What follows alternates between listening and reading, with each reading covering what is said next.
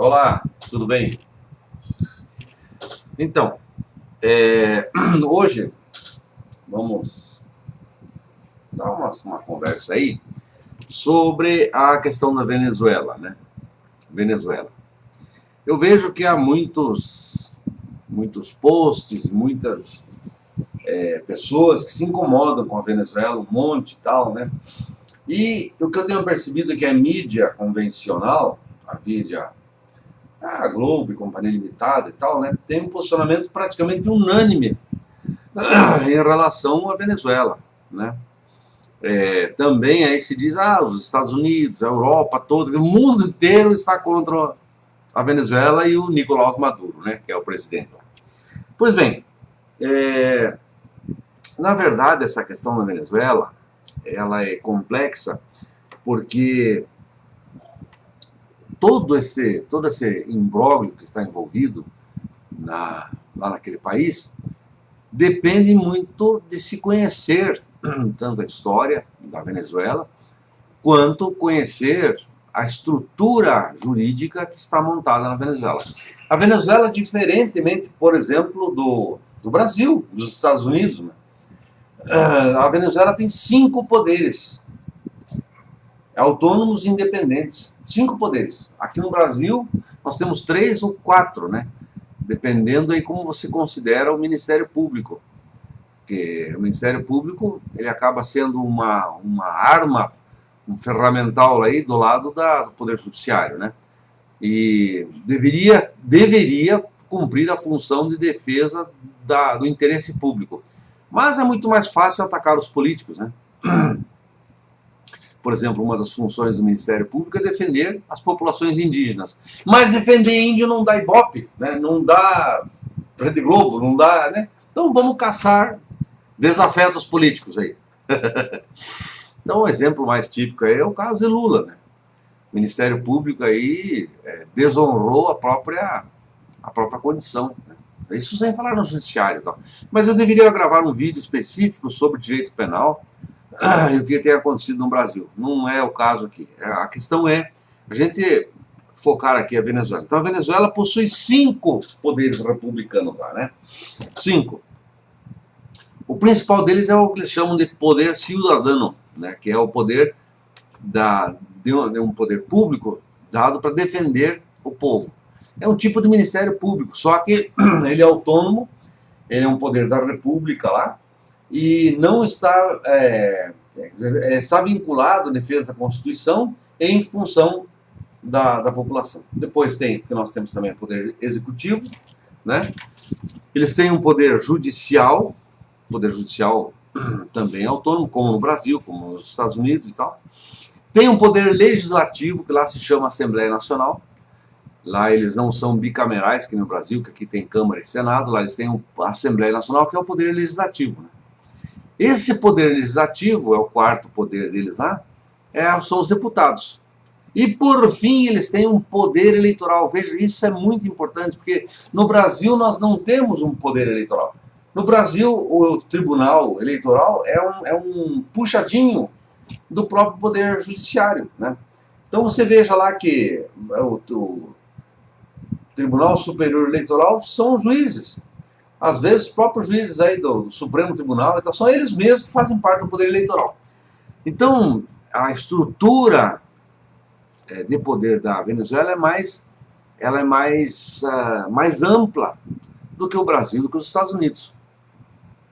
Então, veja bem, o poder eleitoral ele é autônomo, é um poder autônomo na Venezuela, e ele é responsável por referendar as eleições, organizar as eleições e tudo, né? É um poder autônomo. Se o poder eleitoral na Venezuela não reconhecer as eleições, miau, porque é um poder autônomo e tem a função de defender as eleições.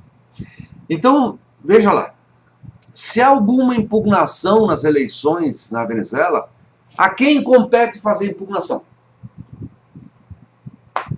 É evidente que ela vai ser chamada pelos partidos políticos e tal, e quem tem a incumbência de decidir o caso é o poder eleitoral da Venezuela. Né? Se alega porque a Venezuela não está democrática, porque ela não... Não, quem tem que responder isso é o poder eleitoral da Venezuela. Assim está na Constituição bolivariana, que é a Constituição da Venezuela. Então, já começa tudo errado, né? O mundo todo começa a se arvorar, né? Aí o direito de dizer que as eleições lá não são sérias. Como se a função dos outros países, ou a função de determinadas pessoas, fosse bisbilhotar as eleições dos outros países. Na verdade, as eleições na Venezuela são livres e elas não são obrigatórias. Agora, acontece o seguinte, nas últimas eleições, primeiro nos estados, nas províncias da Venezuela, quem ganhou foi o chavismo. 80% dos estados da Venezuela, quem ganhou foi o chavismo. E quem ganhou para presidente? O Nicolás Maduro, com ampla maioria dos votos. Diz que a oposição, sim, dizem, a oposição não resolveu não participar da eleição, mas é um direito da oposição, eles não precisam participar. Entende? Não participaram porque não quiseram e que sabiam que iam perder. Então a oposição na Venezuela, o grande problema é lá, no voto não ganha, como aqui no Brasil, né? Esse sistema eleitoral brasileiro aqui, né?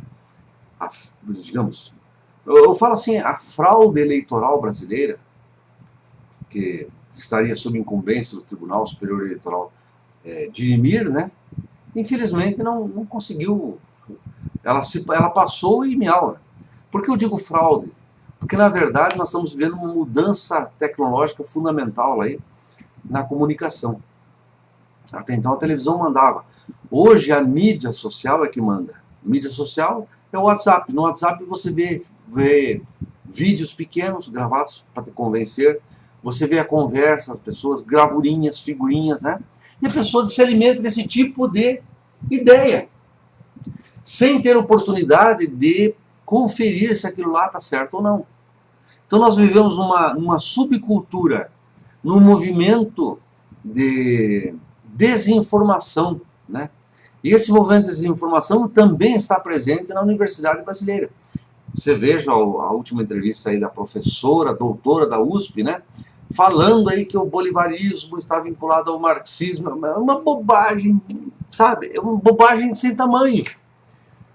A pessoa não tem informação, nem sequer teve o cuidado de verificar a linha da história. Por exemplo, seria mais ou menos alguém dizer assim, olha, na verdade Jesus Cristo foi influenciado pelo Marcos. Marcos falou umas coisas, Jesus Cristo foi lá e fez. Né? Eu nasci 2000 anos depois de Jesus. Então, o mais fácil é falar o contrário, que nasceu antes. A mulher da USP ali, é doutora, né, de direito, ela não sabe quem nasceu antes, né? Não sabe, ela não sabe quem foi Simão Bolívar, porque no Brasil nós não estudamos história da América Latina. A verdade é essa, o Brasil é um país de cultura rasa. Nós não temos formação adequada. Porque aqui o Brasil é um país que foi colonizado aqui pelos portugueses e nós nos separamos da cultura espanhola. É como se o resto da América Latina não tivesse a ver conosco, Brasil. Então você vai perguntar para as pessoas que estão na universidade quem foi Simão Bolívar, ele não faz a mínima ideia. Vamos dizer, foi um marxista. Só que Marx nasceu depois, né? Simão Bolívar é considerado libertador das Américas. Libertador. Porque contra quem estava Simão Bolívar? Contra a Espanha, que dominava tudo, né? Dominava a Venezuela. Aliás, a Venezuela era a grande Venezuela, né? Era grande.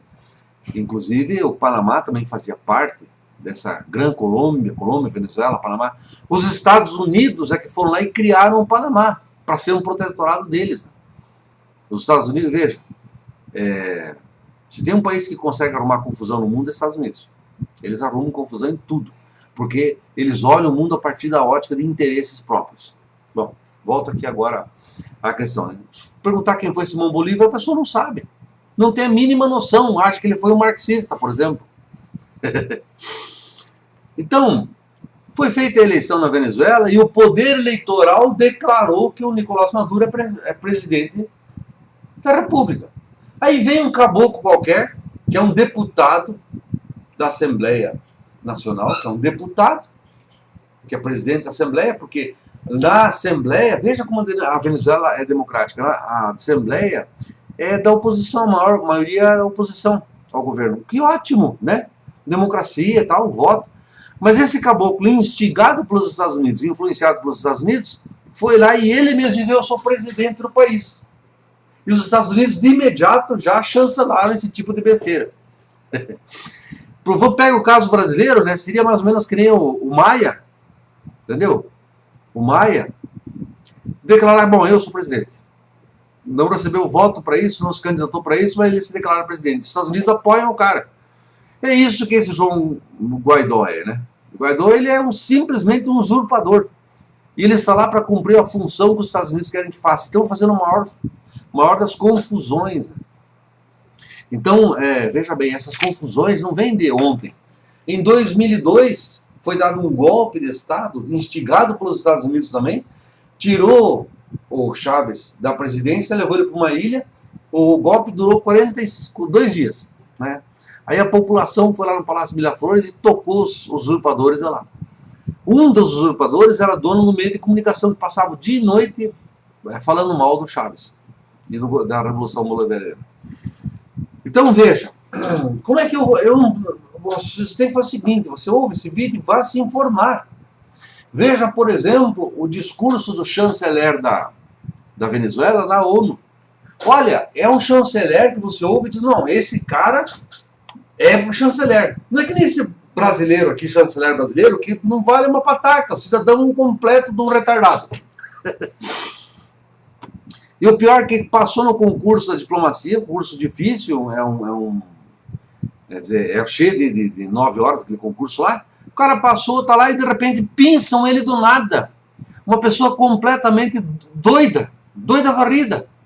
Ele não basta ser de direita, ele é um cidadão que não tem as ideias certas. E o cara, chanceler do Brasil, fala, não combina A com B. Veja o discurso do chanceler da Venezuela.